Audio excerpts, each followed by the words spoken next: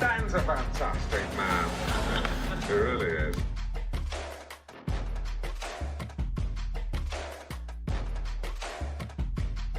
Ladies and gentlemen, please. What's going on, everybody? It's Dan French here. It's the French Workbench Podcast on a Tuesday, and we have a full studio and full crew in the studio, and great information today. I'm your host, Dan French, streaming live from Las Vegas. Thank you all for tuning in. For the ones that were waiting in the waiting room, they're always waiting for us. I appreciate you guys so much for helping out with this channel. This is the channel that has the most real and behind-the-scenes information regarding financing, real estate, money talk, entrepreneurs through on-job experience and education here in Las Vegas. And we're going to get right into it, guys. We have a lot of good information today. We're going to talk about, the housing shortage and will it ever stop?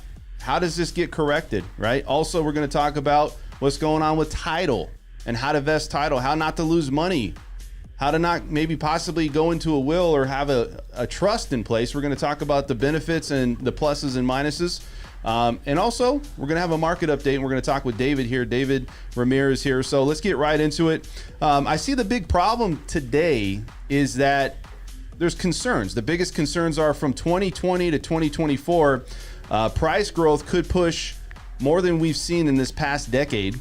Total inventory has been rising since February, so that's good news. But this current market is showing, it's demonstrating that we have strong demographic buyers out there in the market using mortgages to buy homes. Yet, we still have a shortage here in Las Vegas, and we're going to see what would help with this.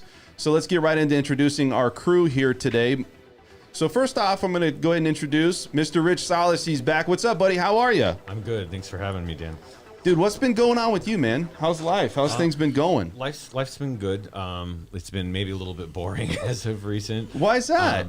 I think, to be honest, I have just been kind of taking my time to get my practice going. I've been looking into ways to market, ways to figure out how to get So let me get this straight, man. You're a realtor and you're an attorney, is that right? I am. And he does taxes. And I do taxes. And you do taxes. Man, it's a jack of all trades. So you just throw a hat on whenever somebody comes in. It's like, which one do you want, right? Yeah, kind of. That's sort of that's what's going on lately. So what's your challenges, man? You're trying to start a business, huh? Well, so I mean, basically what it is I work in a small practice. It's a family practice. It used to be a firm that my mom and dad started. My dad left. My sister and my mom and I were all working together. My sister left recently, so now it's just my mom and I.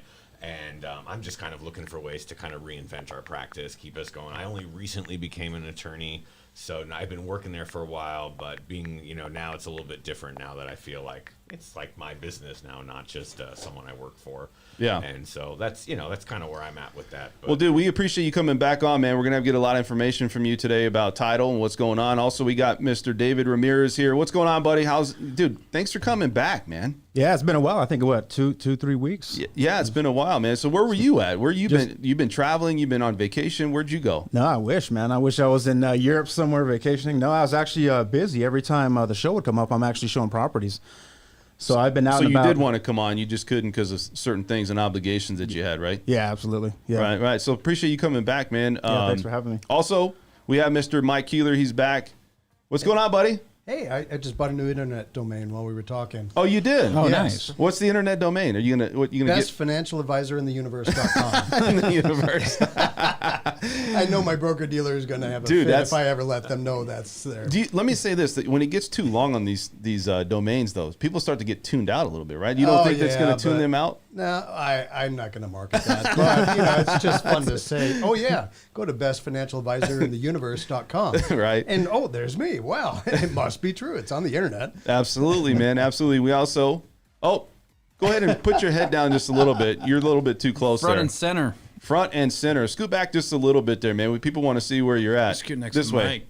You just want to get close to Mike. I know. Yeah. Who doesn't? Mr. Joe Dragon's back. What's going on, Mr. Joe Dragon? There you go, buddy. What's going on? Not much, man. How's life? It's fantastic. Yeah, dude. I appreciate you coming back on. Yeah. I went golfing with Kit Carson.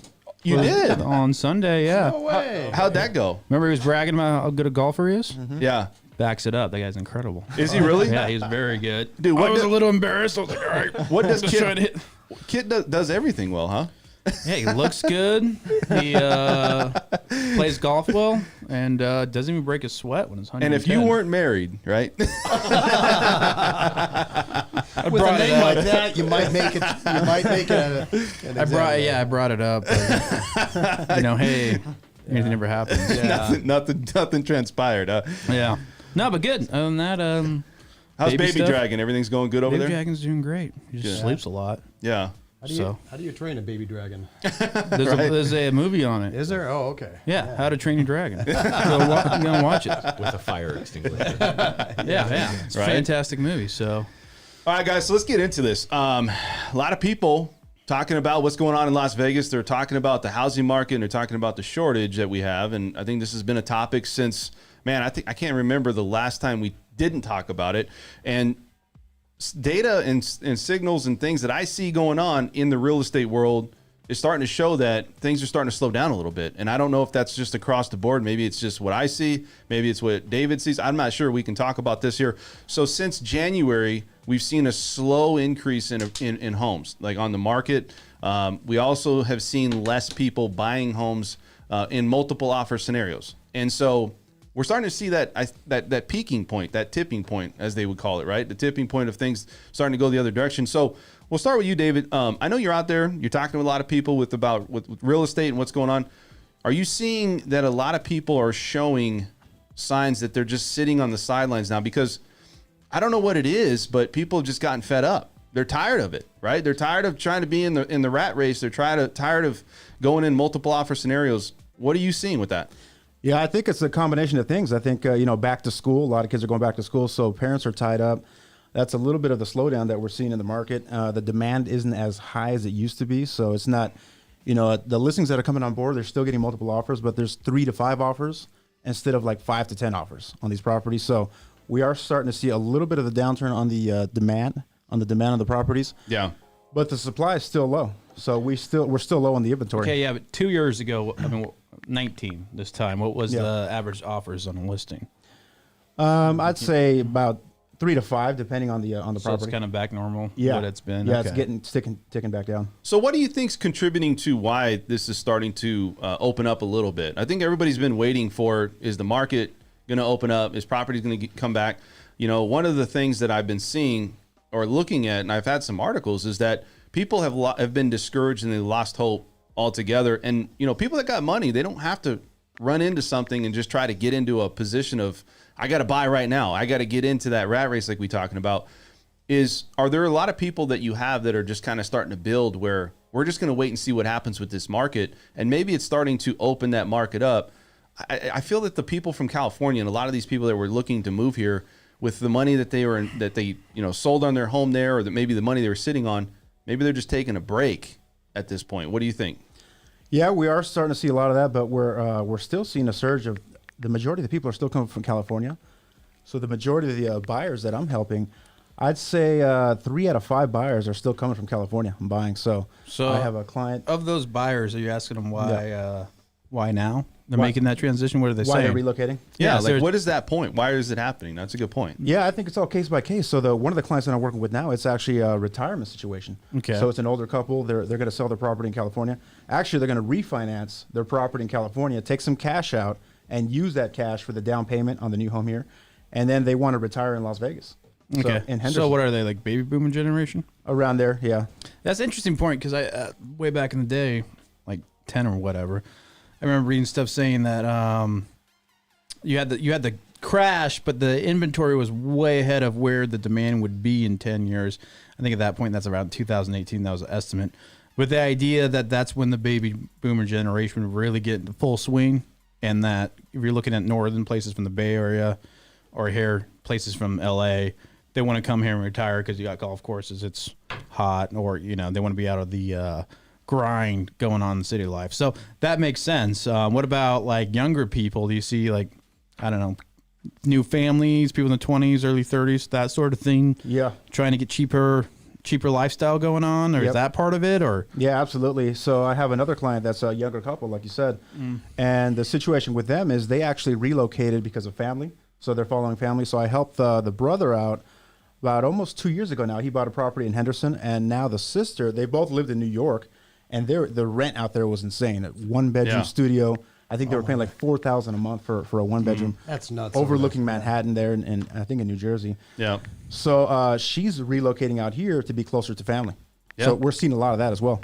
Rich, talk to you, man. So you're out there. I know you're dealing with a lot of clients as far as just people on the sidelines. You know, there's other factors. We're going to go into that of what we think is really happening here in Las Vegas, of why maybe this is starting to open up just a little bit. You know, there's just a different vibe. I just feel that there's just less. You know, there's a price point. You know, $450 to $750. You still have a high volume of people looking at homes at that point. Obviously, below $450, that's a real big demand now, because that's really people that maybe feel like they got pushed out. That's like that. That's where they feel like maybe they can get into the market. So I would say 450 to 750. We were seeing a lot of multiple offers, but it just seems like you said, David, it's now, instead of it being 10 or 15, that did happen. Even up to like 5 and 10, we're starting to see maybe 3 to 5. I was recently talking to somebody that has a listing that it's going back, they had no offers for, I think it was 6 days. So 6 whole days. 6 whole days. Hey, that's Holy cow. that's big news. Yeah. Right, David? I mean, Yeah. right, Rich? I mean, that's big news, right? So, Well, Rich, it has been recently. Yeah. Yeah. It used to be. it's just recent. But are you starting to see that this market is opening up here? And are you starting to see that you might have the ability to kind of, if you got a client, they have a shot now? So I think it's definitely, I would say that they've got a better chance now than they did a few months ago, as David was talking about, that the number of offers that you're competing with have come down a little bit, but prices have not stopped going up. So you've got kind of couple different factors going on at once. But prices are not skyrocketing like they were, say, a few months ago. Like, I think this last month that it did go up a little bit. I think it went up by 10 grand or so. So I mean, 10 grand is 10 grand. So so the average price point for a home right now, we're talking single family residence. Yeah, so we're talking single family resales right now. Resales. So not new homes, because those go under a different track. They keep those numbers separately. But single family resales in Nevada right now, they just did the July housing report. We're looking at that. Okay. And they came in at 405. So I think that went up 10 grand from June, which I think was about 395. So, that is a factor that, of course, is as prices keep going up, you're going to find people who are, I don't know if I want to buy. And I would say that, I have a couple of buyers, but they're both Vegas residents. So I'm not working with these out of state people. And with my couple of buyers that I've been working with, one of the things for them, and it's not that they don't want to buy because, they see the prices going up. They don't want to get their house as the price tops out. Yeah. But they also see, wow, I could have got that house for 50 grand less, a year ago or, a year and a half ago. So they're regretting the situation. Or they're regretting that maybe they didn't do it sooner, although a couple of my buyers weren't in a position to anyways. But I know there's also this question of, is it going to come down? And so I think there's some maybe I should wait. And the truth is I don't have a crystal ball, and I can't give them a for sure answer. Well, you got that folder there I saw you're looking at. So my magic say? folder here. Your crystal folder? But, well, I think but no, it's just it's that hand holding yeah. thing. You gotta tell them it's you gotta look at the numbers, and possibly they're gonna keep going up. Possibly and maybe 6 months from now, maybe they'll actually come down a little bit. But I know that's there's a little discouragement in the fact of I don't want to wait too long, but I also might want to wait a little longer and see what happens. Yeah, no, I got a friend. I don't know if you've had that, but yeah. They bought a house in Summerlin in 13, and then they had 2 kids since, so they wanted to get a bigger place, and they contracted for a new build in Summerlin in November, but they didn't sell their house until I think April or May. Wow. So they that was the perfect scenario. Yeah. They got a low rate for the new construction because they hadn't gone crazy yet, but they were able to take advantage of the increase by selling later. But it's not like they planned that. No, it just kind of randomly lucky. happened, and they ended up on top. No, So I mean, a lot of people got lucky. A lot of people just happened to be. That's the nature sometimes. It's nature of of the Las market. Vegas. Sometimes people you're ready to buy at the right time, and it works out. yeah, and throw it sometimes all you're on not, black. Mike, you deal with a lot of clients that also are buying homes at times, and what are you seeing? When you have them come in, what are some of the things you're hearing about the concerns that they might have buying in this market? Because look, people have money. There's nothing that's going to force the hand to somebody, especially if they're out of state or if they got extra money or capital. It's not about well, I have to get in. There's some people that have to get into a primary residence. They just got to buy. Their family needs a place to stay. Sure. And unfortunately, it's the cards you're dealt. Either you wait or you buy into this market. What are your clients saying? Well, I've got a client who just bought a house, and he decided it's finally time to do this. I think he was just tired of watching the values go up, and so it was just his time to do that. Running at altitude had an interesting point here. He said he saw an open house sign for the first time in ages, and actually I did too this weekend. It was very fascinating. A house in my neighborhood, it was up for sale, and they had an open house. Oh my gosh, are realtors having to work now to sell a house? Yeah. What's wrong with the house? Yeah. Check it out. Well, I've seen him there a few times. I mean, I've seen a couple here now. And David, maybe you can also agree with me on this, is that, these open houses are starting to come back. And he brings up a good point. The activity level, normally there would be no reason to have an open house because it would be sold before it went out there, unless you're just trying to get leads, right? Exactly, yeah.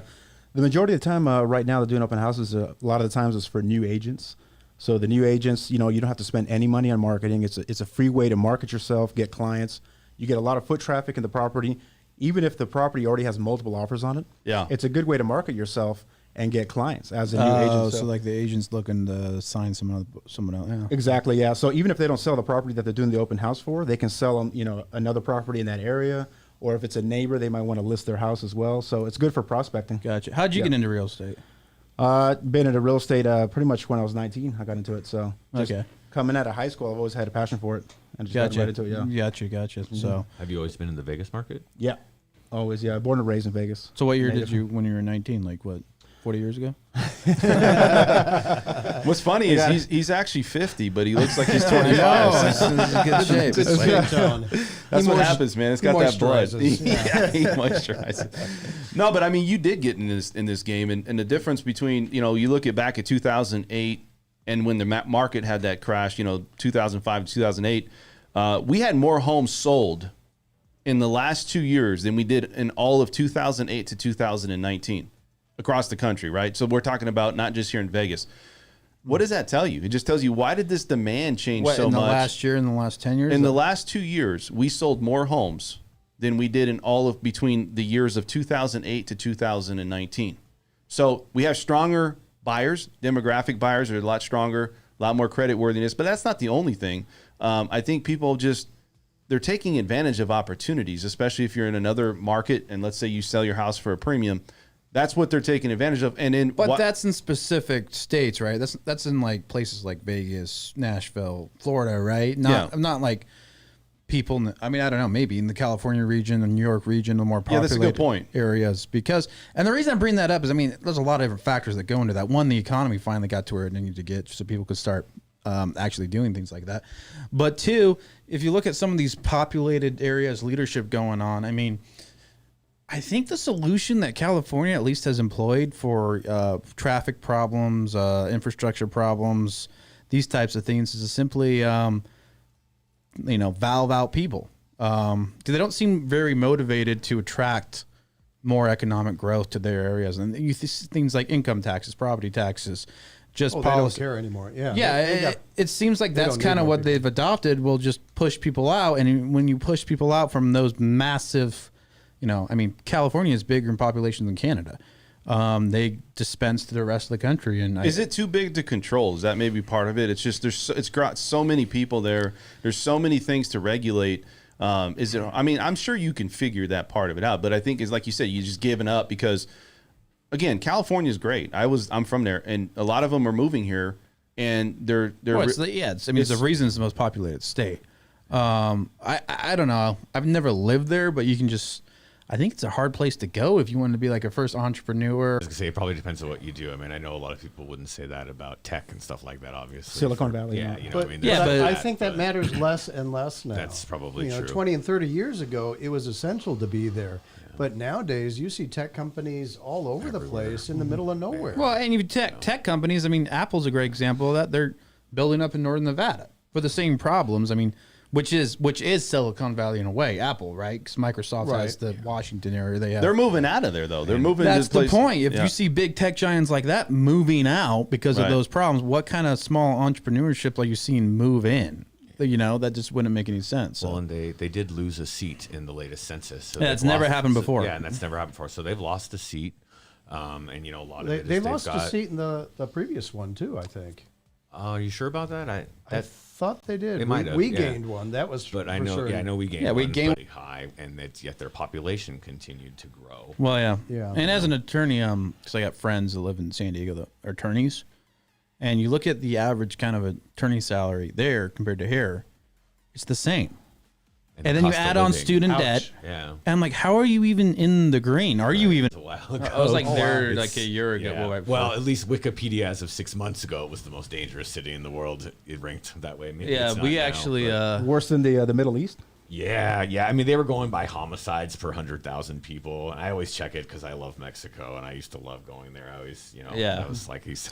I mean, when you cross that border, is it just like, all right, every man for themselves, every woman? It's like, do you really like looking around like, all right, I need to Hey, really. where's the cab? We got to get to Revolution Boulevard to get to the club. That's what it was. I mean, for us, How it was that cab ride? Oh, it was fine.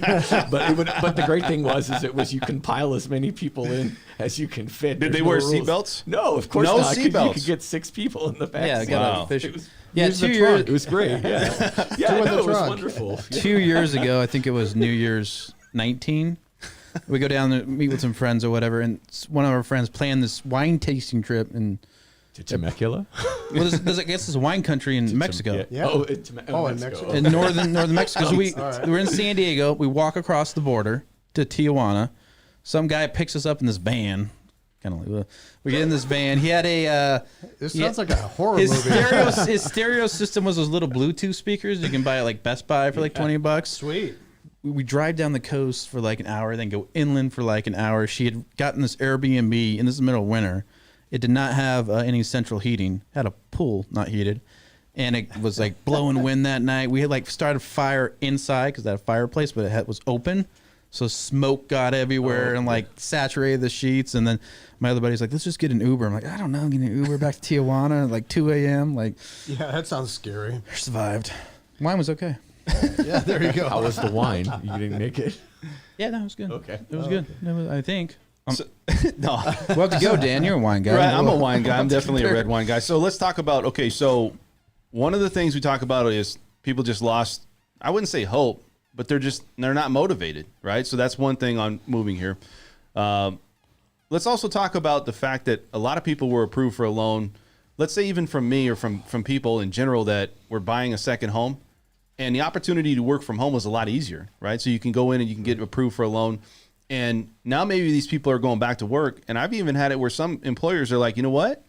We're not going to give you that letter anymore. That's that golden letter that says you can work from home and you can buy this as a secondary home. So now guess what? If you're working in another state, that might be also a contribution because everybody's really Wait, what do you going mean back to- second letter? I'm sorry. so I'm it's following. not a second letter. It's a letter for a secondary home or a vacation home. See, when you're buying a primary residence, unless you can work from home or you can prove that it's a home-based business, you're not going to be able just to go out and get a loan, right? You can, but you would have to structure it as an occupancy a little different. You can't just say, well, I'm going to go and buy a primary residence. I'm going to. Okay, you're saying you don't get all the advantages with the loan rates with the primary residence, right? Yeah, look, at the end of the day, you're right. It is an advantage to do a primary, but what I'm saying is an acceptance of saying, look, I'm working from home, and now since I'm not working from home anymore, will I still have the same opportunities from my employer to give me the ability to work from home? And I'm seeing that it's diminishing.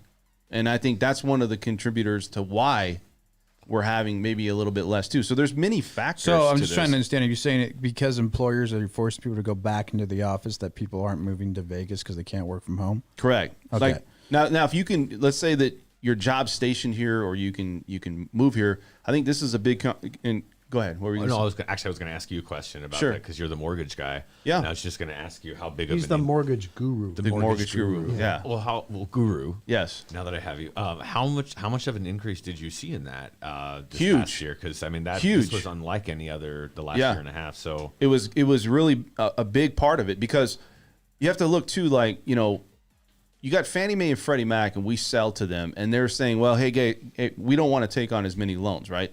So that means us as guarantee rate would have to portfolio or hold those loans. Why? Because those are considered more of a luxury situation where you're buying an investment or buying a vacation home. Now, what we would do is we would structure it and say, hey, anybody outside the state, if you can get something from your employer that says this is a letter that you can work out of any state, it's not going to have any adverse impact on where you're living, and also you can call it a primary residence, then great, we can do that. Now, what I'm starting to see is those letters that I was getting people approved for are starting to go away. So Freddie Mae and Fannie Mae, which I thought was only applicable to your primary residence, right? But are you saying that if you had your primary residence and a different residence that you can work from, that you get the loan for both? Is that what, what happened? Yeah, that's a government sanctioned entity. Right. And so they still take on a certain portion of investment and also secondary homes where they're gonna take them on. We sell it to them, right? Okay. Well, they're saying, hey, we don't want to buy them anymore. And I think it's because we had such an influx of buyers coming in buying secondary homes and using that to their advantage. And also, the employer was willing to do that. They were willing to come in and say, you know what, I'll go ahead and give you this letter. You can work anywhere. You're obviously working from home. We don't know what's going to happen with this pandemic. And I think that contributed to why we had so many homes and people buying between 2020 and 2021. We had a huge amount of people come into this market buying with mortgages. But you're saying now employers aren't allowing that to happen. But are employers pulling back those letters a year later after they said you could? I would say that a lot of seems them are pretty reconsidering what they actually agreed upon. Not saying that they're not everybody's doing that. I'm just saying in some cases, employers don't want to be on the hook for that. If you already have the mortgage, it doesn't matter, right? I mean, Well, it does. Let's say you get into a new home, and let's say I approved you for a secondary home, right? And it was a letter saying you can work anywhere out of any state. And now all of a sudden you can't work at any state. And your employer is saying, hey, you got to be stationed here. Well, primary residence is off the table now. Now it's just secondary home only. Gotcha. Or invest. And that's now you're putting more money down. It's not a bad deal. so that would be if you hadn't purchased the home, though. If you'd already gotten the purchase through. Well, like if you're going through, let's say you're going, you get a lot registered and you got a lender, which is myself, that approved you for this loan, right? Now you have a reserve lot and it changes the whole dynamic. If if the employer's not willing to give you that letter that says, okay, we're going to help you out. We're going to say, okay, you can work from anywhere. Now, in some cases, you're self-employed. You're running a business. Let's say you're running an online business, like, I don't know, you're a software developer. Probably get away with that. You can prove to an underwriter that, hey, you know what, that's okay. But, you're working at, let's say you're a mechanic, or let's say you're doing a hair salon and you have to be somewhere, then you might have an issue. Now you can't correct cut people's hair. Right. And then how to that's snip hair. Right. So that's the issue. But there's been right. Well, a couple days ago, there was an article about Google employees may face a 25% pay cut if they continue to work from home. I saw that. And Google? Yeah. I thought Google was like the godlike status for employee treatment. They That's do how they a hold nice themselves job. off. They definitely do a good job. But I think more and more companies may do things like this. Right. That, okay, if you're moving from San Francisco to Kentucky, well, I Oh, don't I need to see. pay you a San Francisco salary. Okay, so they're just Based looking on at it where you from live, not cost of productivity. living. They're just looking at the opportunity costs. I think that For the has a lot to budget. do with it. I guess that makes sense from employer stance. What about you, Dave? Like, what are you seeing? I mean, is it what Dan's saying? Like, you saw a lot of people coming in here because they could have a secondary residence, but they're still working for a LA company. Has that changed? And you have any examples of it, or Yeah, definitely. I mean, we're seeing not as many buyers coming in because of that factor. They, like Dan was saying, those people, they were taking advantage of the primary residence, so you get a better interest rate, you get a lower down payment. I think that's the majority of the reason why they want to do the primary, is because you get the 3.5% entry level down payment. You could take advantage of that as well. So these, I've seen a lot of them that are starting to get creative with HR, right? With the HR departments, they're actually getting letters. They're having to go to upper management to get these letters so that they can show the underwriters that they can work either remotely or, they can move around with their job. So Yeah. we're definitely seeing that. Well, I think the subject's fascinating because all of us in this room and most people that do any sort of like service work all can do this 100% mobile now, and that's only been the last 3 years because people don't realize companies like Zoom weren't even possible in 2013. That had to do with bandwidth, right? They just didn't have the infrastructure to get this much data going back and forth.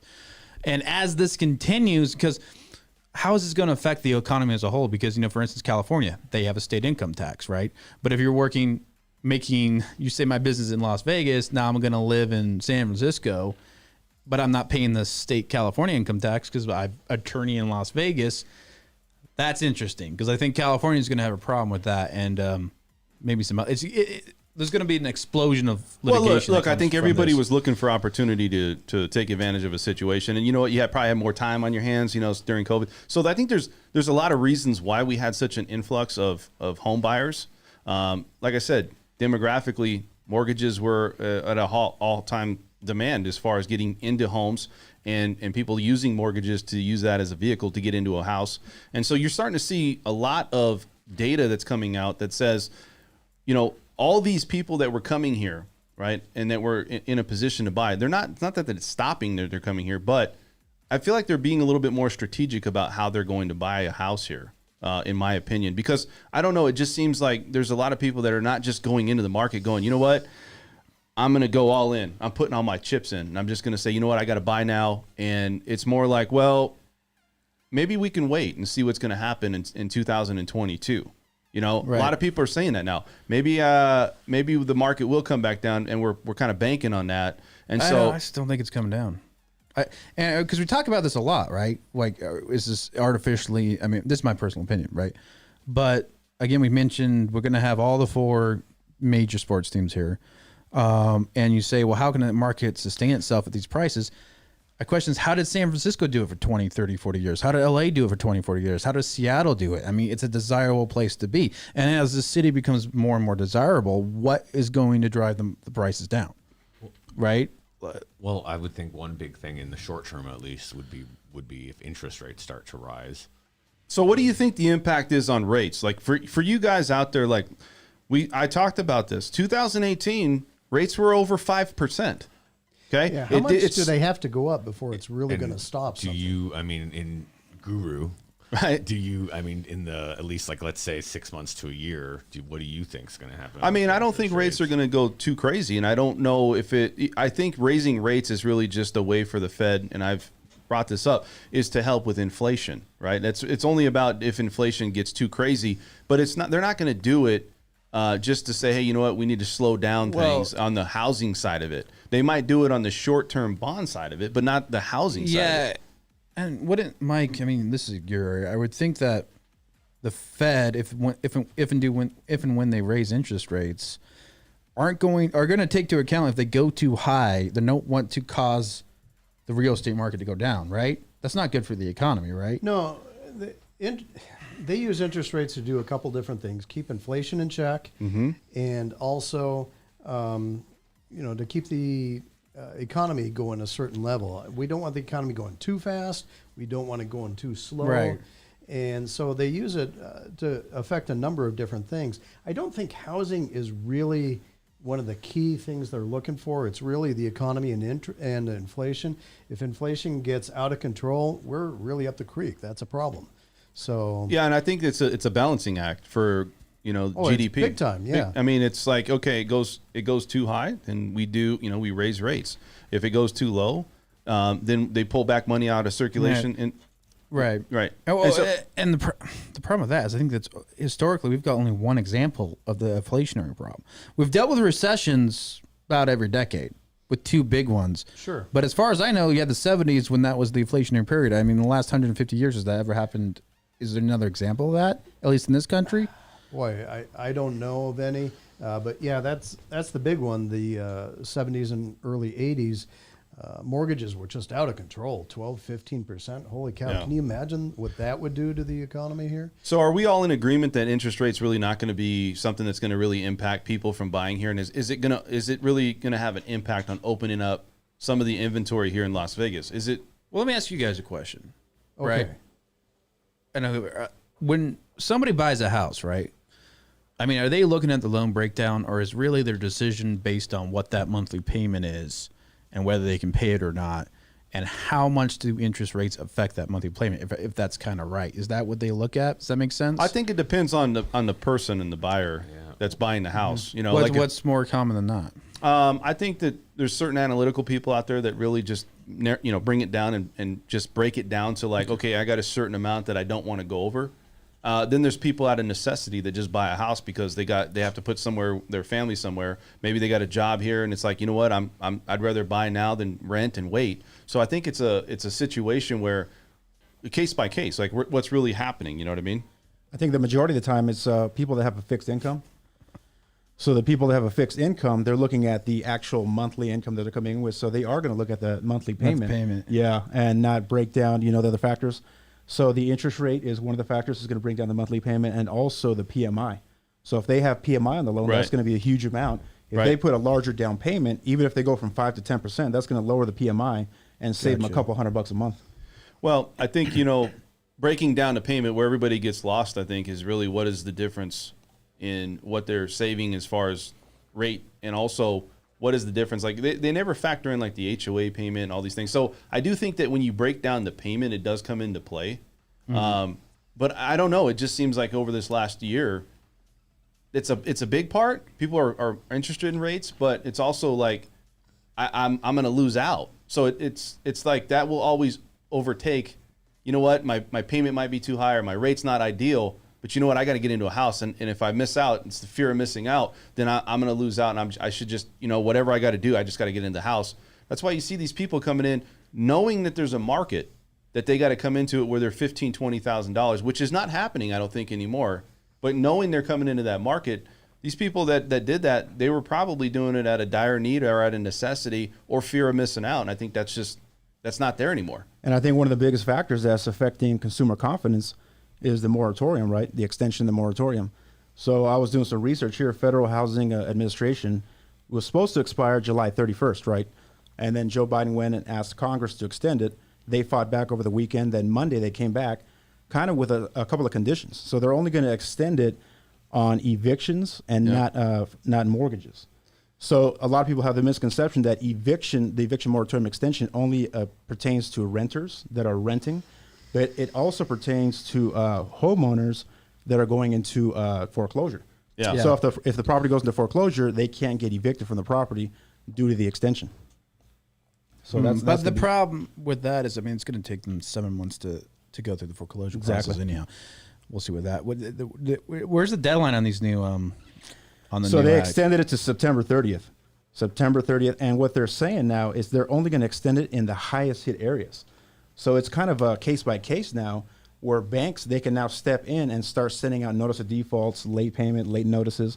So I think what that's going to do is going to put a fire underneath some of these sellers that are late or in the forbearance, and now they're either going to put the property on the market or come up with a modification with the bank.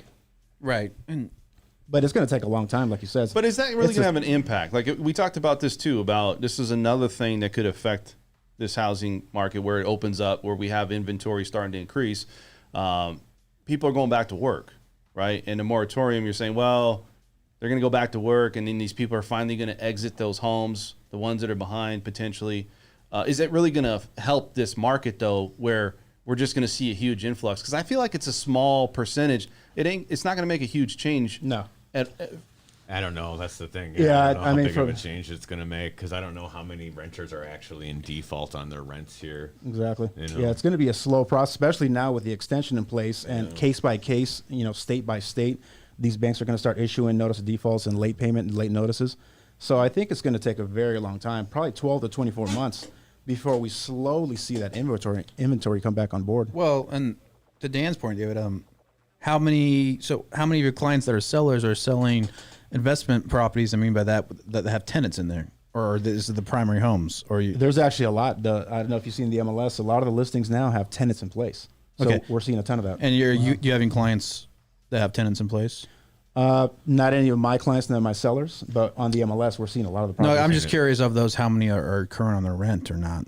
That's because I've got a client, like I've said before, that's had a tenant in there for a year and a half, hasn't paid a thing. Well, I can just do anecdotally, because I have good Lord, 6, 7 property managers that work in the same building that I work in, as well as bunch of realtors. Okay, so they'll know, yeah. But I talk to most of them at least a couple times a day, run each other in the hall.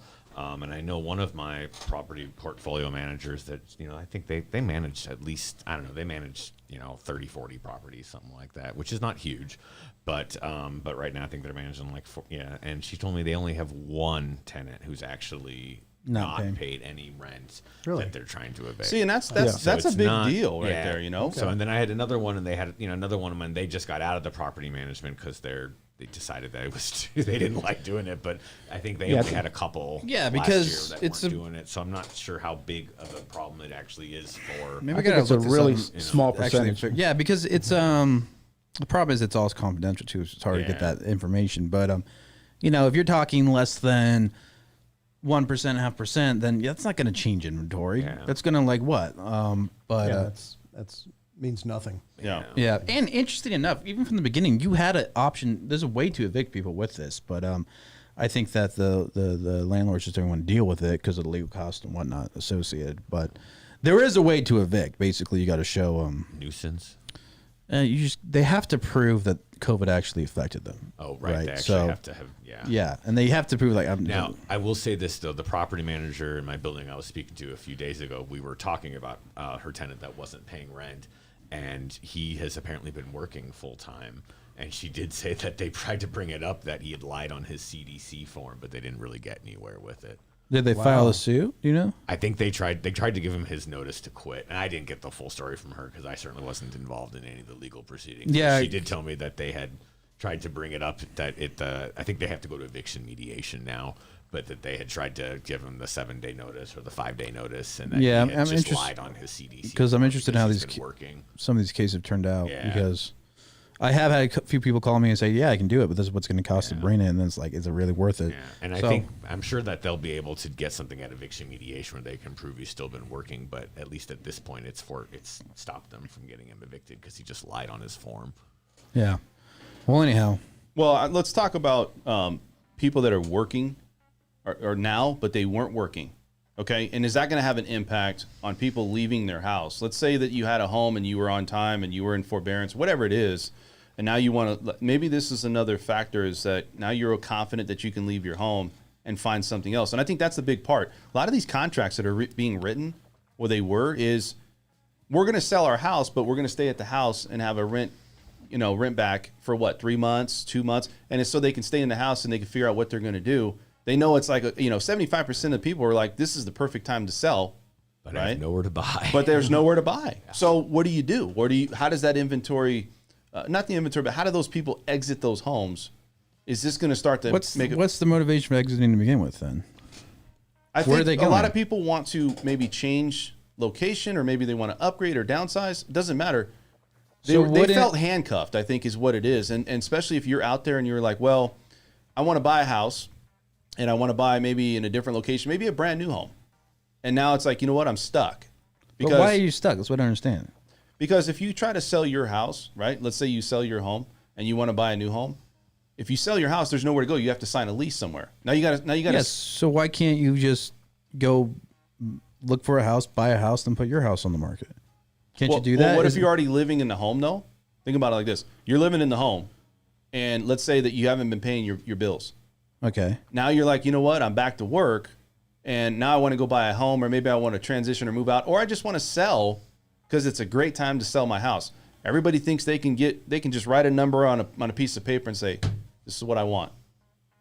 Yeah, but like your point, he's got somewhere else to live, so the guy's going to do that to you. I guess what I'm saying, if you feel stuck, can't you just go find a house, sell yours, and use the equity to make the transition? I mean, it's a wash, right? Or no? Yes, but you also have to compete against other people. Also, too, is that what if you're not working at that time when you're trying to sell? Oh, so you can't get a mortgage. Correct. And now you can't get stuck. Then you're stuck. You may not have the money for the down payment either if you don't have your. Yeah. Yeah.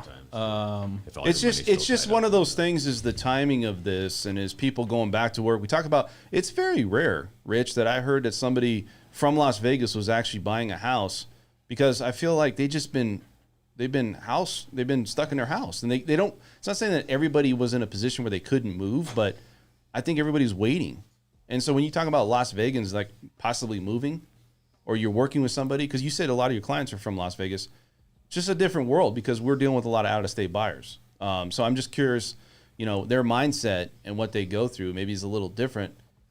I don't know. I mean, do they have more capital? I mean, are they feel confident in the market? Like, do they not feel confident? Like, what are you dealing with that? Well, I know that the clients that I've been working with is that, like I said, because they are Las Vegas residents, and so I was saying that for them, that price creep has affected them more. Sure. They see how prices have gone, and so there is that like, am I gonna?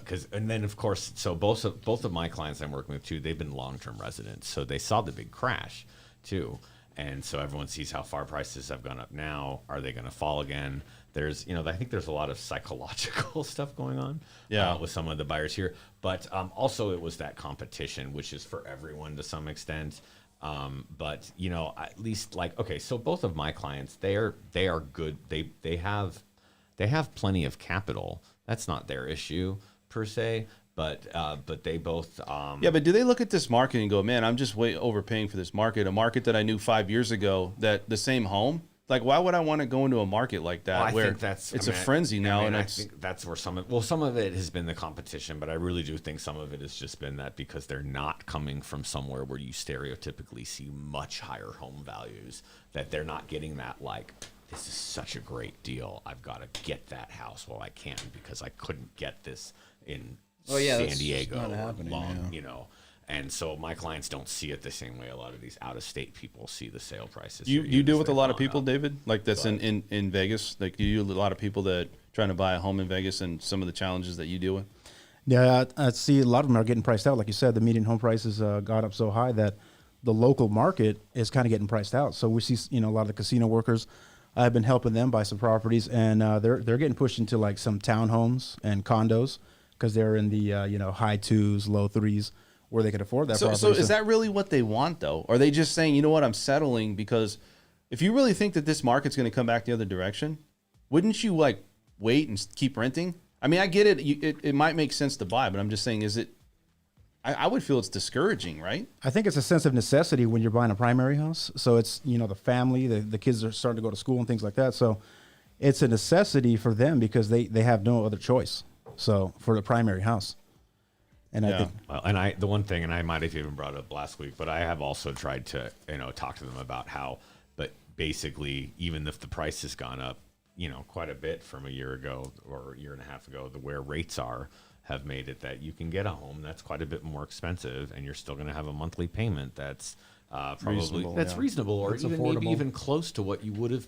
What you would have had for the same house that would have cost $100,000 less maybe 2 years ago, depending, because even if you didn't have great credit, I mean, you could have had a 5.5% interest rate on your mortgage. You could have a 5.5% interest rate right now because you didn't refinance. So I mean, and that wasn't absurd at all. I mean, even in the subprime days, people were doing 6.5, 7. I mean, those weren't great rates, but people were doing them because they could get them. And so, I mean, to have a 5.5% interest rate and to now be able to get a house that maybe costs $100,000 more, but you're going to get, for 3%. Yeah.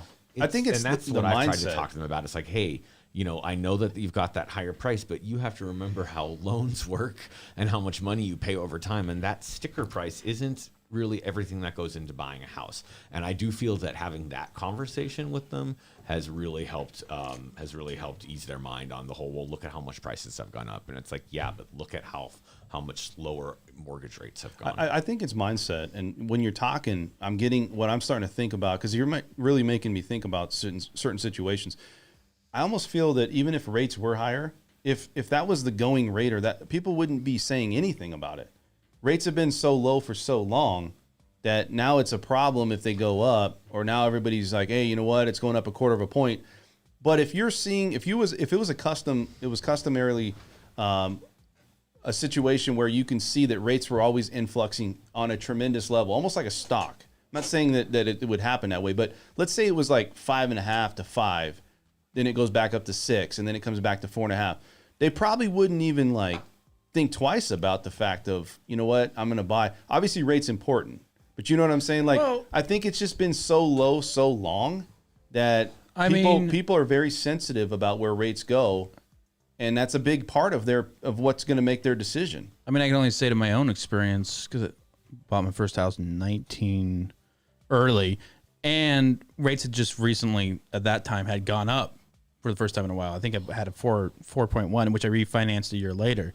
But I thought about that. I was like, ooh, I kind of missed out on this low rate, you know, even though I got it later. Again. It wasn't like crazy, but it didn't stop me from buying a house. That's what I'm saying. Is that it is the deciding factor. Look, payment's important. We get it. But if your family jumps in and they love the house and it's in the location of where you want your kids to go to school, and you started to develop some emotional attachment to the neighborhood, or you're starting to feel the neighborhood and you're like, this is where I want to be. How far do you go where you're like, hey, that's just too far? I mean, everybody's position's different. I mean, you know, if you're talking, you're getting up close to 50% of your income, then I think that's like a cutoff, right? Yeah, it's nuts. Yeah, it's like you don't want to be mortgage. I mean, broke, I've known right? people have done that, right? So it's kind of like, I think you just got to look at what you're making and compare it to, you know, if it goes up, but it's still only like 20% of your income, you might be like, all right, you know. Well, I guess it depends on how important it is to you, and like even I think David was saying, it's just that people buy houses for different reasons. Well, I bring that up because even at 5%, we talked about this in 2018. They did go over 5. We saw a slight decrease, but we still had people going out and buying homes, and it wasn't a huge drop off like they thought it would be, even with rates going up. And in some ways, it actually pushed people into the market because now they're like, oh, rates, this is it. We better get ours while we can, because rates might go to 10%. They might go to 15%. You know, back in the 70s, I think it was like, or early 80s, it was like in 20%, right? So you look at this and you look at, you know, a lot of these things that's going on. I feel people are being pushed in the market. The overall inventory, though, if you look at it as a whole here, is increasing slightly. And I think that's good news. I think we're looking at running at altitude. He said a lot of people out there potentially have buyer's remorse, right? I've read a lot about that. I haven't heard it much yet. What, recent buyer's remorse? But yeah, I've heard that a lot of people bought homes during the pandemic, and now they're having remorse over buying the home. Well, Mike, let me ask you a question then. What would you say is kind of like the top point as far as percentage of income where you should not go above a mortgage if you want to be financially healthy? Or do you charge me for this type of advice? Yeah, here, sign this form. Give me your credit card. You know, Probably about 35-40%. I would say, 35-40%. I mean, obviously, the lower percentage, the better off you're going to be. You're going to be able to save for other things. You know, there's so many people talking about retiring earlier or things like that, and so obviously you want to spend less on housing if you want to retire earlier on. So, but yeah, I mean, Well, I got if a you're question going to for you. 50, you're nuts. Yeah. If you have a market like this, and this market, now look, everybody wants to do the right thing. They want to be smart. They want to strategically put this together and not be mortgage broke. What if they come to you and they say, Mike, I found this house and my family really wants it, and this is the biggest investment that I typically make, or most people make, middle-class person in their lifetime. I still want this house. I'm going to put this above everything else. Are you going to say, well, go ahead and do it? You know what I mean? Or are you going to say, I don't know if that's not a wise decision. You may want to rent. It does not make sense financially. You're going to be better off renting or, choosing a different house. Again, it's just everybody's individual situation, how they want to deal with that. So Yeah. Well, I think it's different, because I think that when you look at this market, so we're going to talk a little bit.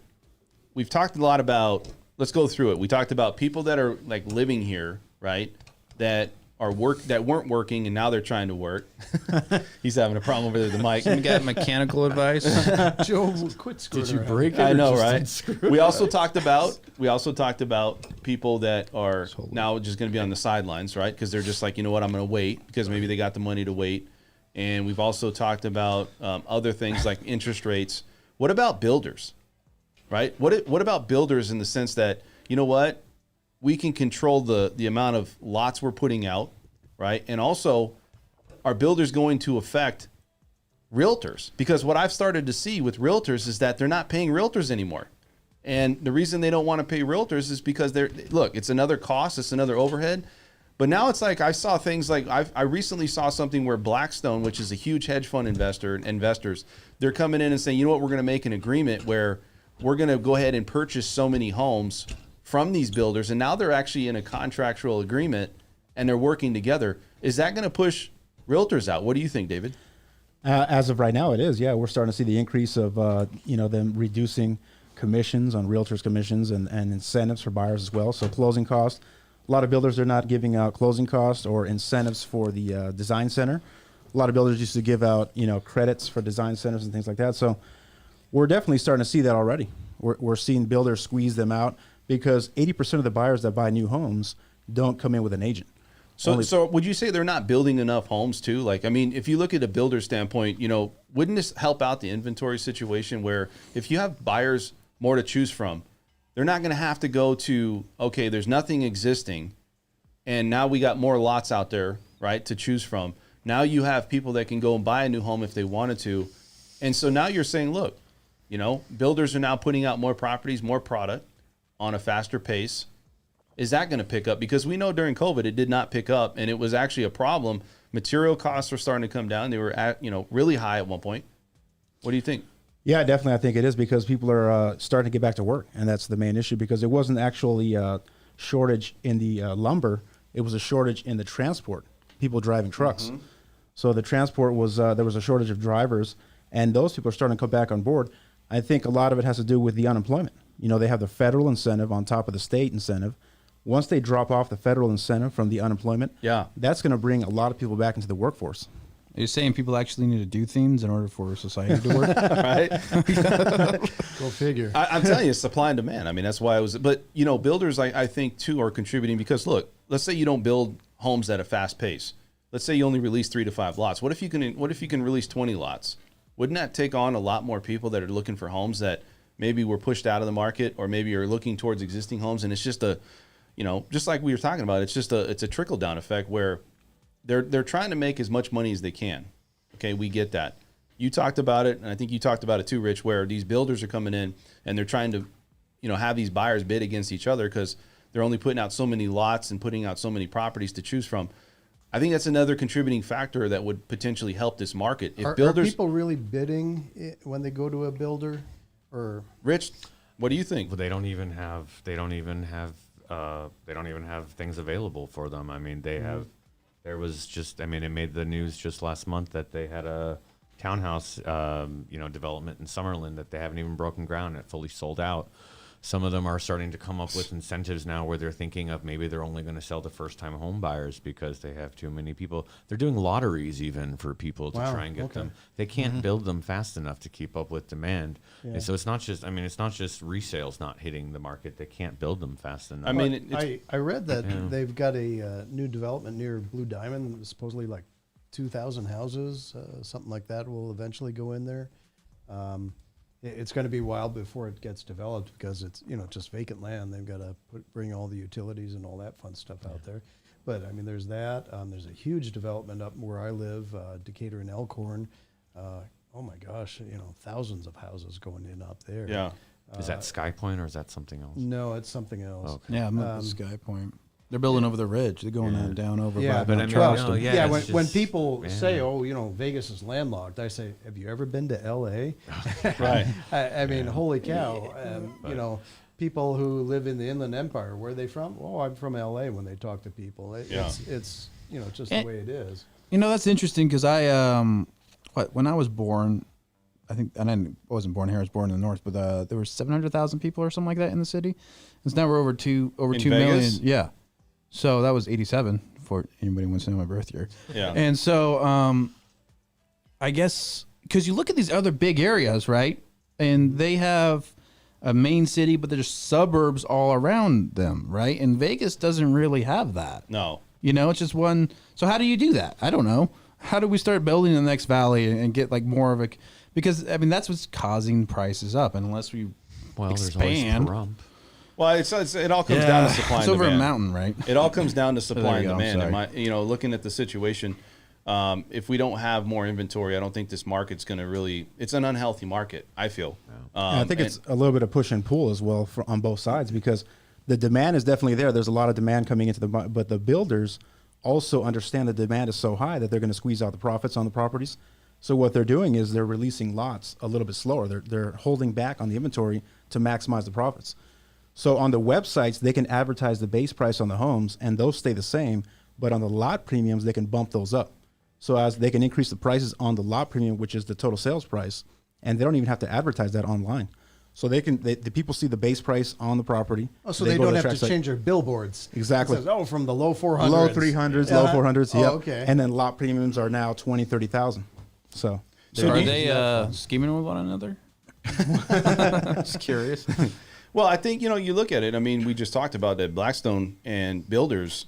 I think they just got into a contract where, like I said, we're talking about this is going to be a problem because if this continues, there's not going to be any commission. Nobody's going to, if you go try to make an offer on a builder with your client, they're not going to pay anything. And so this could turn into a huge problem. I mean, I don't know. What do you think is going to happen with this whole thing? Like as far as if Blackstone comes in or other investors come in and they start teaming up with these builders, this could push realtors out on, not all completely, but I mean, there's going to be some. They're already trying to. Yeah. All the iBuyers competing. I mean, it's, this is.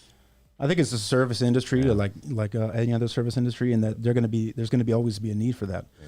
So people need that service. They can't go out and do it on their own because they don't have the knowledge, and they want somebody by their side to help them out, so they feel more comfortable that they negotiated, got the best deal, got the best price. So with a service business, I think it's always going to be around. We just have to shift based on the market. Yeah. So what do you guys think this market's going to head? Because I feel we're at this point where Vegas is starting to, because we're going to end this topic, we're going to jump over to title, but Vegas is starting to kind of creep over a little bit, and I feel like we're starting to kind of slow down, but the inventory is starting to increase. I've got 2 clients who have sold their rental properties now this month, and they were asking me if it made sense, and I said, well, there's a couple of things here. One, housing prices are awesome for selling, right? Sure. And number 2, capital gains tax. Right now it's 15%.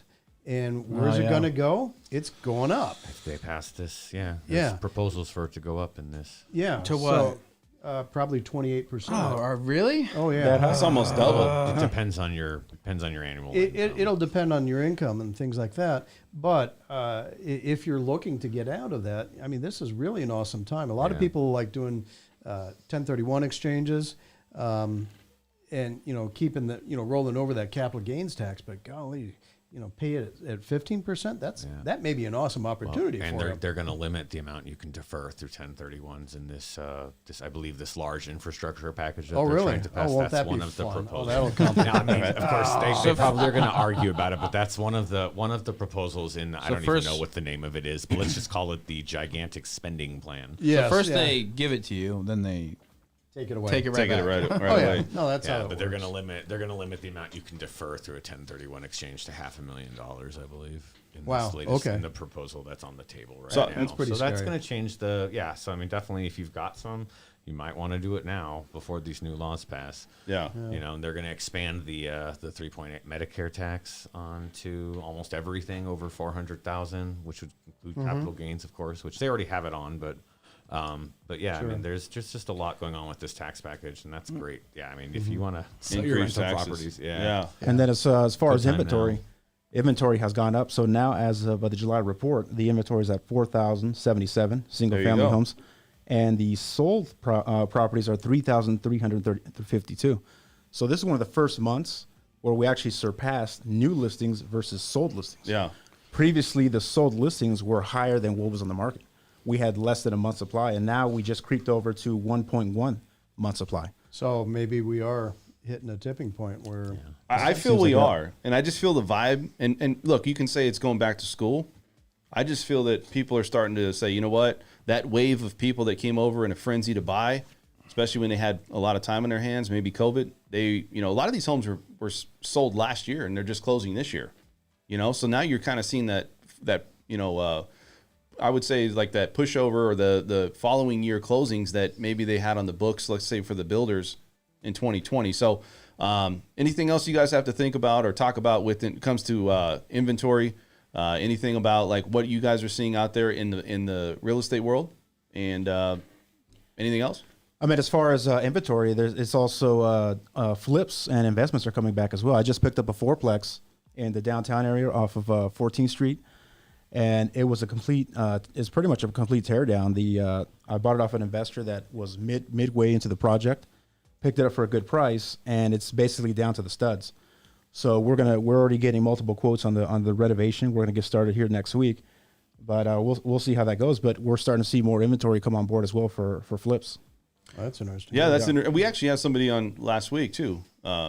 He was the ugly homes guy. The ugly homes guy. Kit Carson. Kit Carson. Wow. A legend. He was a good dude, man. Real good guy. We'll have him back on. So let's go ahead and segue to another topic. Let's go and move to a situation where I think a lot of people get confused about vesting title, how to take title, having a will versus a trust. We got Joe Dragon over here. He's an attorney. He knows all about this. Also, Rich is an attorney. So, guys, I'm going to let you guys have the platform here, but let's kind of go through some instances where somebody's actually either benefited or not benefited from a situation not vesting title right. Well, what do you mean? Well, let's say that titling a house. Titling a house. How do you title a house? Okay, all right. Well, I mean, typically everything you do is going to go through escrow, right? That's a common. Correct. You don't have to use escrow, but there's a reason people do. And what escrow does is, for those that don't know, they do things like inspections, but primarily the big thing they're doing is they are the title company looks at everything that's been recorded on the property ever since it became a property. So that goes back to BLM land. They trace it from that point all the way to the point that you're purchasing it. So all the owners, all the liens, everything that's ever been recorded against the property. And what they are looking for is that you have what's called marketable title, right? That the person selling the title is free and clear of any other potential person or entity that could say they have superior title. It's a little complex, but property law is basically saying first in time, first in right. The first person to claim it is the first person to have it. Once they go through that process and they say, yes, they're selling you marketable title, they issue you title insurance. It's like $300 and basically say, not only do you have it clear, but if we're wrong about that, right, we have insurance that will cover that. All right. And that typically somebody has a lien, right? Let's say somebody had a mechanics lien, right? Somebody does work on your property and you never pay them $30,000, right? And they record a lien against that property. Then you sell the property. Well, guess what? That mechanics lien has seniority over the person that's buying. So that's the purpose of going through title. Okay. So the first thing I'd say is if you get in a situation after you buy a house and assuming you went through escrow and somebody comes knocking on your door or suing you, understand you have title insurance. So if you need to respond to a lawsuit, call the title insurance company. I think that does happen when people don't realize that and they try to defend themselves. Not too often, but it does happen. If you don't use title, you can do that all yourself. I would not recommend it. And really the only time you're going to do that is when the title insurance company will not issue. And usually that's because of a foreclosure, like an HOA foreclosure, a bank foreclosure, or something like that where you own it through escrow. Those are discounted properties for that reason. You can have an attorney look into the title and say at least, okay, this is what I think is going to happen. You can do it that way. Does that answer your question? What do you get? Well, I think another thing that people are really confusing is how do you title the property? Do you do it joint tenants? Do you need to get a trust? Is a will good enough? Those types of things. Let me debut my slogan because I think this is very important. Well, you got a slogan, okay? I do. He created this. Listen, hold on. How long did that take? That slogan? Were you sitting like a mad scientist? No, this just came up. This just came up over time working with people. Okay, here it is. Being cheap can be very expensive. Do not do your own deeds and do not do your own estate planning because you will screw it up. So explain how you would screw that up though. Like where did somebody screw up? Let me give you a classic example that I hear about a lot. You'll have an older couple and they got a kid and they say, oh, I want to make sure that my kid is going to have access, that they'll be able to inherit this house. So I'm going to add them onto the title. This is a great one. Okay. So Rich, take it away. Okay. So let's say this is your situation and you say, I'm going to put my kid on title so that they can inherit the house easily, and I don't have to go do a will, and I don't have to go do a trust or anything like that. And it avoids probate, which is true. And it's, so you can do only this thing, for that specific asset. only for that specific asset. Right. Yeah. So let's say what you do is let's say you're a married couple and you're both still alive. Okay. Yep. And you hold the house. You hold the house probably in something called joint tenancy, and they probably did this for you properly when you went and bought the house. And the title company did it. title right? company, Yep. when, escrow and title are usually linked here in Nevada. Yep. And the title, you get title insurance, and your escrow company, they make sure it's titled properly, and you get the deed, and it's held in joint tenancy. And so what joint tenancy means is that upon the death of one of the joint tenant holders, the other joint tenant automatically becomes the owner of the property in full. It doesn't go through, We're jamming. Oh man, it's magical. Was that something like coming in as you're talking? It's like, what the hell is that, man? it's like an alarm. It's not me. It's not me. Wow. Okay. But yeah, so basically joint tenancy, it's great if you own the house with someone like a spouse. And basically when one of them dies, it becomes the other's property in full. It doesn't go through probate. What's going on? What is that, man? Is that not your me. phone? It's not my phone. It's not my watch. I wonder what that is. Mike, are you doing something over here, it's Mike? not me. Mike? I don't know what that is. Okay. That's got to be coming from your board, isn't it? I don't know, man. I think it's coming from somewhere. Go ahead. Okay, so anyway, so the joint tenancy is great because it doesn't go through probate. You don't have to use a will or trust or anything. It just automatically goes to the other joint tenant holder. So, but let's say in this situation, you're a married couple and you bring your son in because you think, well, we know how it works and we don't want to deal with this. We don't want to go to an attorney, and they do their own deed and they try and put it in joint tenancy. And let's say they actually do it right. Let's say they actually get it done right, which happens from time to time. So they get it in joint tenancy, and then let's say dad dies. So then dad dies. Poor dad. Poor dad. Dad dies. And now the house is owned by mom and son as joint tenants. Right. Everything's going fine. And then mom dies, and now the son has the house in. Now the house becomes the son's fully. So you got through probate. You didn't do anything of that.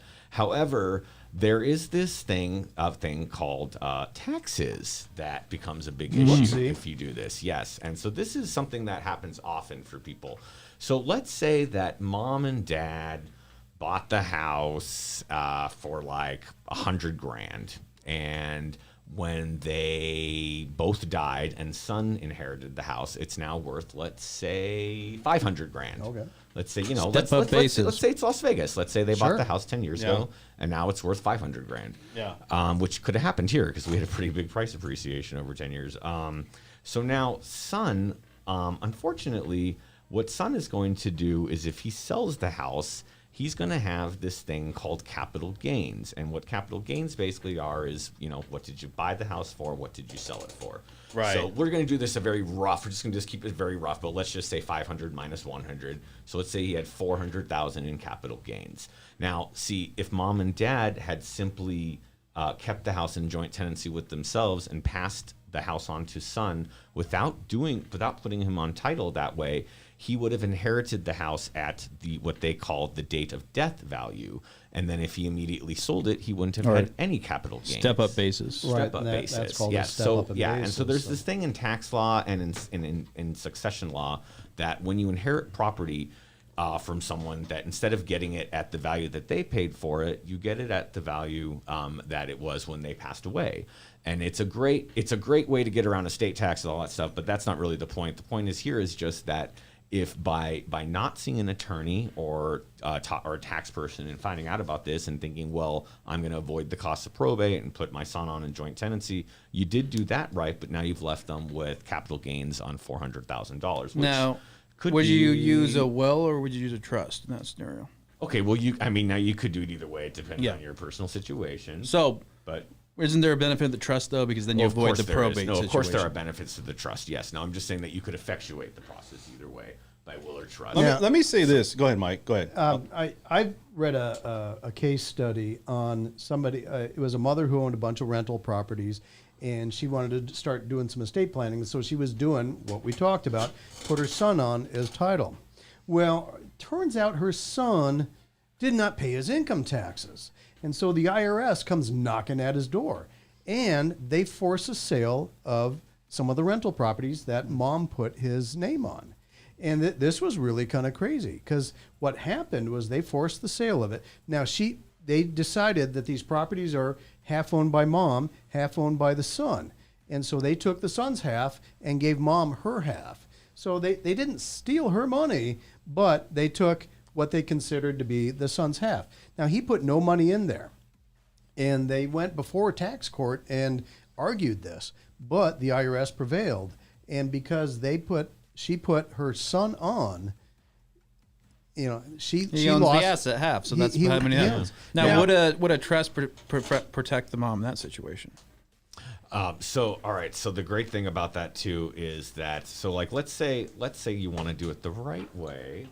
And let's say that sounds good. Yeah, Tell let's us say how. you want to do it the right way. So what Mike was talking about, of course, is that she's given her son half the property. So now any of his debts, creditors can come after him. The IRS being one of the scariest creditors, but they're not the only creditor. Anyone could come after him for debts that he owed, and they could. He could hit a school bus full of kids, and then what happens? And he could get a huge personal injury, judgment against him, and they could come after him. Hope he So has that's another insurance. problem. That's true, but it could go in excess of the policy limits, and you could still have lots of debts to pay. You could have domestic support obligation. I mean, you could have all kinds of things. I mean, if you've given someone your property, it's their property now, and they could lose it, basically. So that's always a big problem. But, but of course, if you basically, a trust is wonderful because, so we'll skip a few steps. So we'll just say, but, if you get a trust, basically, it's still your property. So, but a trust is sort of this like fictional person, like a corporation, basically. Yeah, it works the same way a corporation does. Yeah, it works very similarly. And one of the biggest reasons is that people get trusts let's just say not one of the, let's just say like the common reason that the average Joe would get a trust for most Like of this us. Joe here? Yeah, like this. Average. Yeah, well, Joe's not average, of course, but No. but Joe no, Dragon's let's not just say someone who's not worth I millions. mean, I got a lot of hair, dollars, so it's not average. Did you have to bring that up? Moving on. I'm sorry.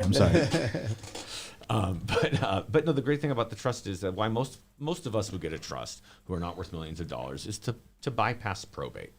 But also, let's say you had a home and you wanted to pass it on to your heirs, but you didn't want to open them up to their creditors, and you also didn't want to cause a tax problem, and you also wanted to avoid probate. You put it in a trust, and a trust is great because basically what happens when you put something in a trust is it's like a company, it's like a corporation. You name yourself as trustee of your trust. The manager of the corporation. Yeah, the manager of the corporation, so to speak.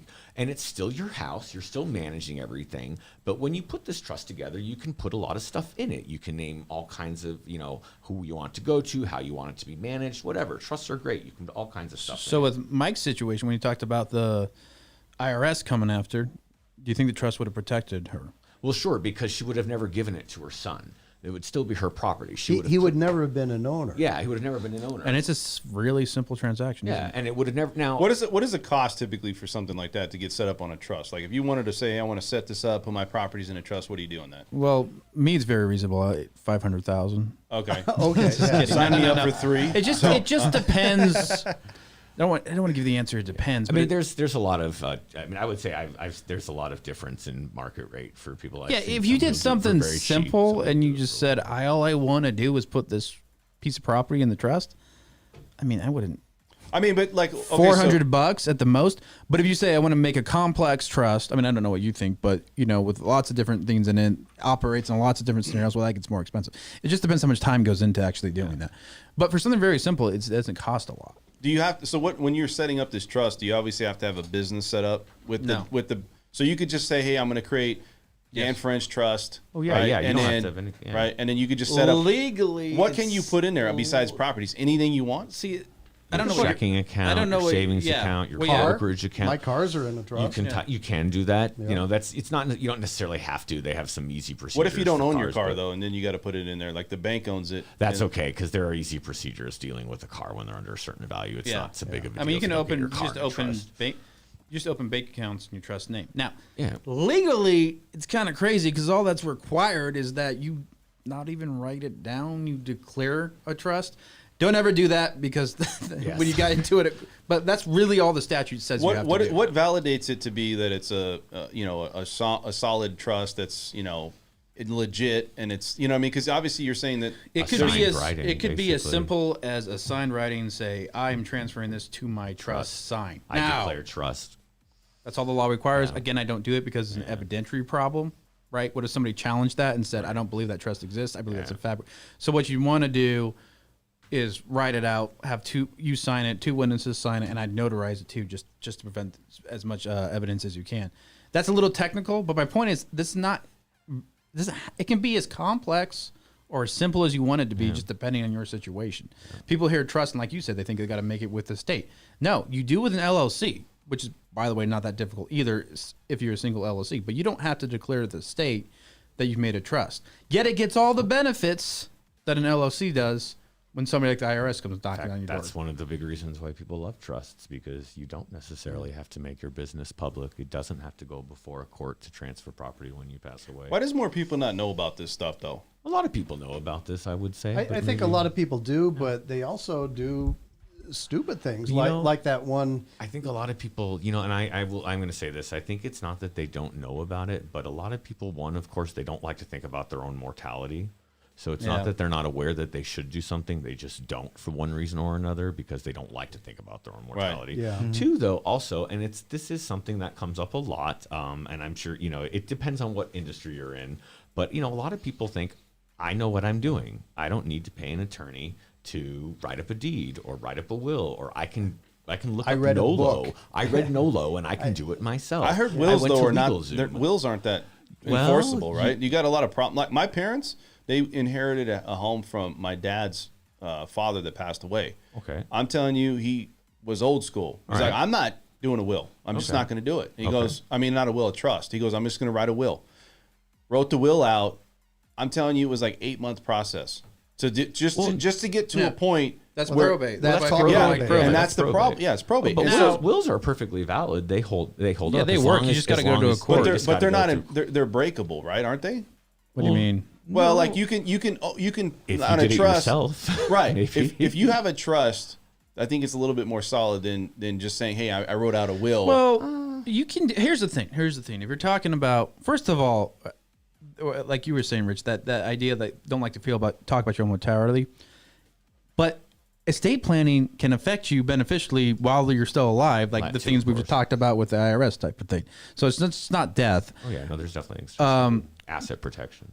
But I'm sorry, what was your question? No, I had a point you were trying to make. Is a trust stronger than a will? Okay. Second, it is extremely rare, if not impossible, to avoid probate completely. And that has to do with normally when you die, you have an IRS tax return, for instance, some sort of benefit. That's going to be written out in your name, not your trust name. So you have to go to probate to get that. But it can significantly reduce the amount of stuff you have to put through probate. So what I do, I don't know what you do, is usually I have a will and trust, it's just one document. And it kind of like works as so it's the same sort of thing with the trust in there. I know you can do it that way. And it's got a pour over will. Yeah, we have the pour over will. But usually the trust is a term of art, and the will is just a term of art. So you use both documents, but I don't mean to bore you, Dan. Well, no, I'm listening. I'm listening. Here's the question. I mean, if I have a will or I have a trust, is the house going to go to that person? Now, I understand the will's got to probably be probated, and it'll take a bit longer. But it still is bulletproof as a trust, isn't it? In most cases. I mean, I would think so for the most part. It's just. I mean, as long as they're a validly created instrument. So this.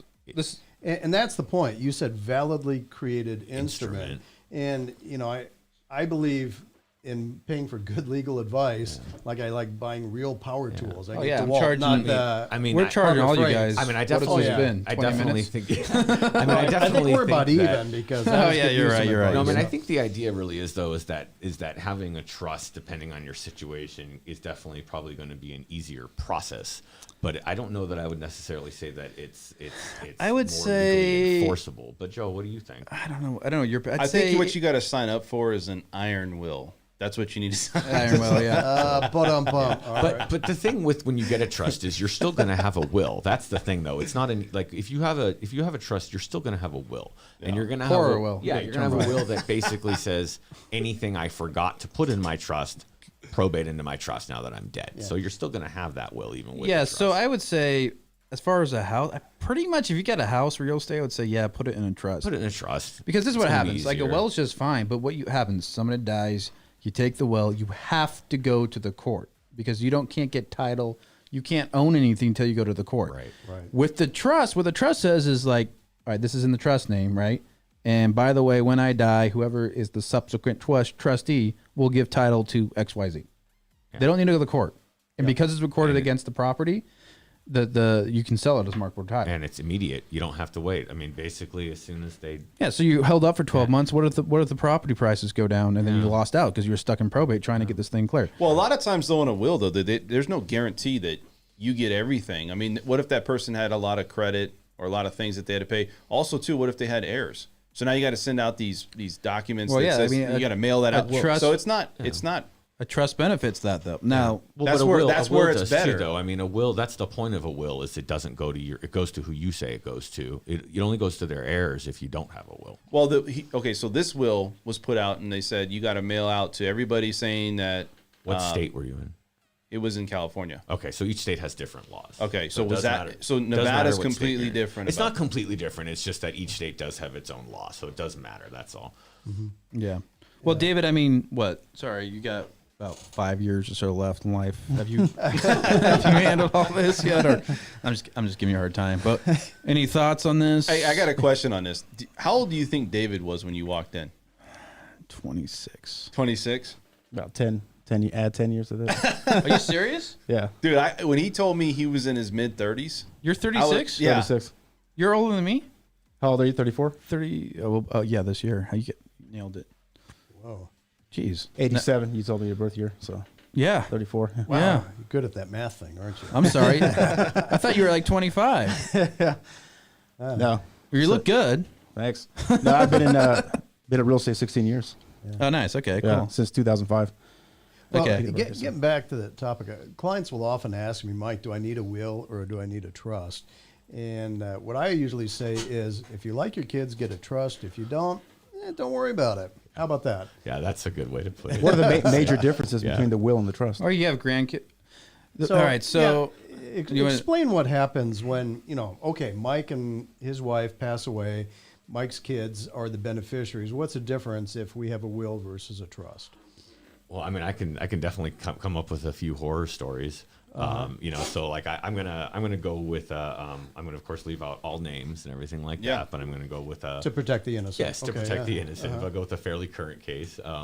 We had a family that they have 8 kids in the family. Oh my goodness. And I believe that they did have a will, although it may have been unnecessary, because when you leave everything to your kids, that's what the law would do, basically, anyways, even if you didn't have a will. Right. But their house went to their 8 kids. And so basically there are 8 people on title to this house. Well, they had a will and it still went to 8 kids? Yes, yeah. So, and I think they did have a will, but they had 8. The house, so I mean, now the house passed. Yeah, so the house went to all 8 kids. So now guess what happens when you have 8 people who own a house? They all want to do something different. Yeah. Mm-hmm. And so the way it actually came to our office was not through any of the estate planning, but one of the siblings and then brought in 3 others. 4 of the siblings are suing 4 of the other siblings to allow them to sell the house. And so that's just one. That's just one of the many things that can go wrong. Sure. If you have a trust, you can say real easily, you're in charge. Child 1's in charge, and child 1 is going to sell the house as soon as we die and distribute the money. Child 1 is the executor. Child 1 is the executor and the trustee, and child 1 is going to sell the house and distribute the money so that it doesn't end up being owned by all 8 kids, and they have to go to litigation to decide what to do. And that's really how much does that cost? Bring into the it wasn't that bad actually. In fact, it actually worked out well because the sibling who actually lived on the property got a settlement from an asbestos case and is able to buy out. Oh, well, that's always nice. So it actually worked out nicely. No one had to sell and stuff like that. But and that's a great example. But I think, Mike, the best way to explain it is to think of a trust like this. If you have a kid, right, and I got 2. All right, let's say you have high ambitions for them, right? And you're like, you guys go to Stanford. Oh, you graduate from Stanford, and I'll give you a car as incentive. No, my kids are going to UNR. Okay, yeah, that's even better. Right? So you tell the University. So you tell your kid, look, dude, graduate from the University of Nevada, and as incentive, I'll give you a car, right? And you're alive. So you can make that decision whether you want to do that or not, because you're alive. That's easy. What a trust does is it gives you the ability to basically do what you want with your money as if you were alive, even when you're away, gone. Yeah.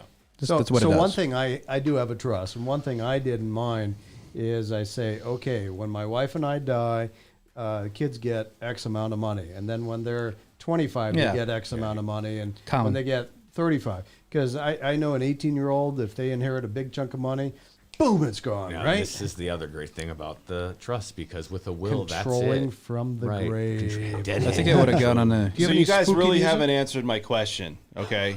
All right. What is better, a will or a trust? Trust. Yes. Trust, a trust. But not everyone needs a trust. That's all. Okay. I mean, if you don't have much of anything, if all your assets is a stack of CDs, don't Yeah. worry about it. Yeah, that's that's all. just- What about old records that might be worth like $500,000? Oh, if they're like, Well, you know, if they're original worth that Beatles much, albums, then yeah.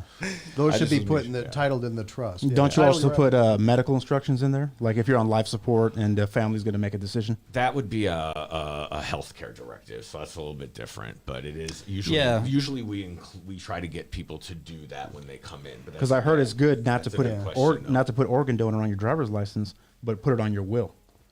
Why? I would put it in both places.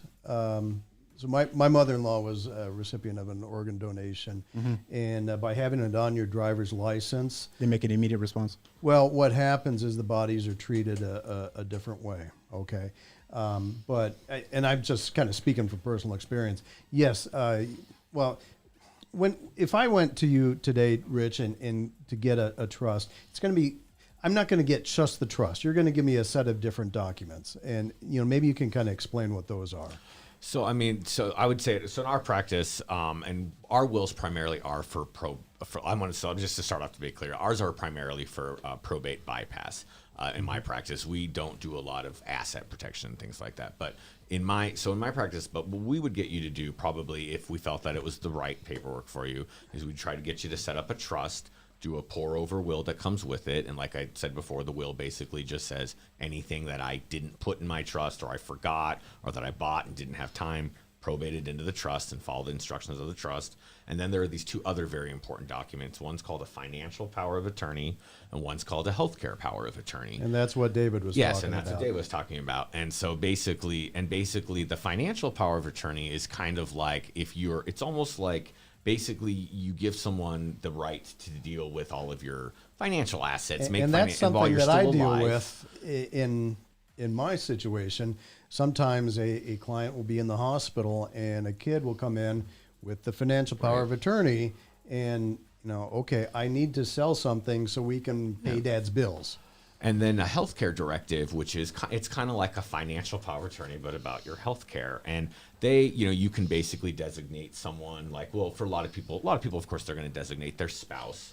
But especially if you're not married, and especially if you have family members that you don't trust or something like that, or you just have someone that but you want to have you have one or two people that you designate. The one you don't trust. Yeah. Not the one you don't Like trust. Dan, he But pulled I'm the saying- plug but I'm saying immediately. that's Pull the especially- plug. But no, this I'm is just true. kidding, though. Dan. A lot I'm of just people kidding. have next of kin that if you think about it, that's not the person you'd want Or, making decisions. or you may for have a you. couple different kids Right. and, one's one of kind them's of and strung out. you want to make sure that the one that you trust the most or that you think knows what the one that likes you the most. the one that likes you yeah. So those are important, but also too on that healthcare directive, there are certain questions that you get to answer ahead of time that they give you certain situations that like if you are basically in a vegetative state and there's no hope, what should we do? If you're on life support and there's no hope, what should we do? And they give you these different questions so that you actually get to have a say ahead of time. Like if a certain situation arises, this is what I want done. And the reason I think these are so important is it does give whoever's making that decision the peace of mind. This is what they wanted. Yes, Exactly. And very good you're not point. sweating it. Yeah. Did mom Exactly. want me to pull the plug or not? I don't want to have that on my shoulders.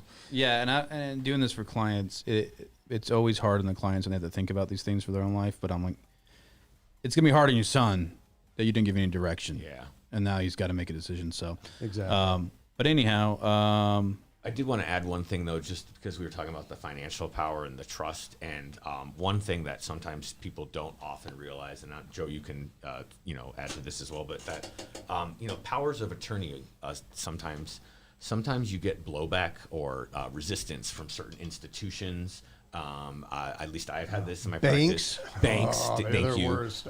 And also, like, your financial power of attorney may give you power to sell real estate, but a lot of title insurance companies are not going to accept that as a way to sell something. And so You just put it in trust. Right, and that's what I was going to say. Another good Takes thing care of that about a problem. trust is that you don't have to die for your trustee to step in and do things for you. And so even though you do have a financial power of attorney, sometimes having a trust is still even a better backup if you get sick and incapacitated, or this is the worst possible thing, but you could be demented, you could be in a terrible accident and not be able to move, something like that. Right. And your trustee can step in and do these things for you while you're still alive and take care of you. And that is another added benefit to having a trust. And sometimes it's a little bit better than just having a power of attorney. And I wanted to add that about the good thing about having a trust. Thank you, man. That's true. Guys, anything else? Listen, we just hit halftime. Anything else? So we'll be here till 10. So you guys going to take a break, right? You guys going to come back and we're going to get all regrouped? Is that I'm ready for a nap. All right, guys, we're going to end the show. We've been on here an hour and a half. So we appreciate everybody. Guys, listen, you guys are the ones that make the show. If you guys have any comments, please comment in the Thanks for comment the chat section. room. Yeah, appreciate you guys joining us. I know it was a longer show than normal. I think we've been kind of going over our hour mark, but we got a lot of good information, guys. So hopefully you're taking us Jilsky in. wants to get a trust. Yeah, see, you just convinced Hey. somebody to get a trust. Look at There this you guy go. over here. There you go. I'm gonna get a trust. Well, Yeah. so how would Jilsky reach you guys? Law offices of Jacqueline McQuigg, 702-925-8701. No, you got a cool URL. Or www.attorneylasvegas.com. Wow, that's a great URL. Call now. Joe Dragon, what's yours?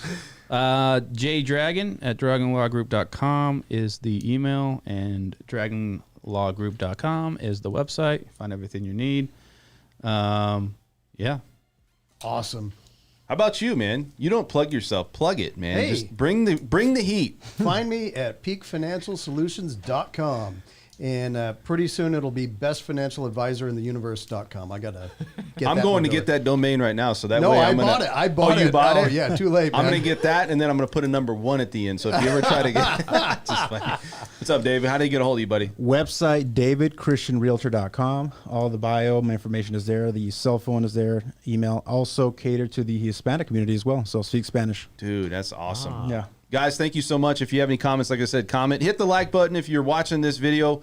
Obviously, if we're continuing and it's rendering and let's say it's streaming and you're not getting it live, still hit the like button. We want to get that content. We also need to get more subscribers. We're trying to hit 1,000. Please help us out, right? We're trying to do that, right? For everybody out here, thank you so much. It's the French Workbench Podcast. We'll see you on Saturday. Kaboom. Thank you for watching an episode of the French Workbench Podcast. If you want to tune into past episodes, please subscribe to my channel now. Also, if you want to look at our audio-only options, we do have iTunes and SoundCloud.